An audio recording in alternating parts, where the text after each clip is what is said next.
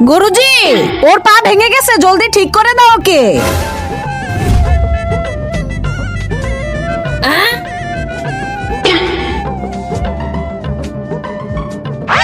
আরে গুরুজি, এটা কি করতেছে?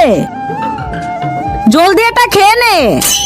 এটা তো গোবর। হ্যাঁ গোবর, আমার ঔষধি গাছ গরু খেয়ে ফেলেছে, এখন ওর গোবর দিয়েই ওষুধ বানাচ্ছি। আমি এটা খাবো না। নে খা বলতেছি, পুরোটা খেয়ে নে। এবার দাঁড়িয়ে পড়। পারতেছি না দাঁড়াতে। এখন তো একটাই উপায় আছে। তার আগে তুমি যদি শয়তানকে ঘৃণা করে মাকে ভালোবেসে থাকো তাহলে এই ভিডিওটিতে লাইক করে চ্যানেলটিকে সাবস্ক্রাইব করে দাও। আর যারা শয়তানকে ভালোবাসো তাদেরকে লাইক সাবস্ক্রাইব করার দরকার নেই, আর কমেন্ট বক্সে আই লাভ ইউ মা লিখে যাও। আমার সাথে চলো।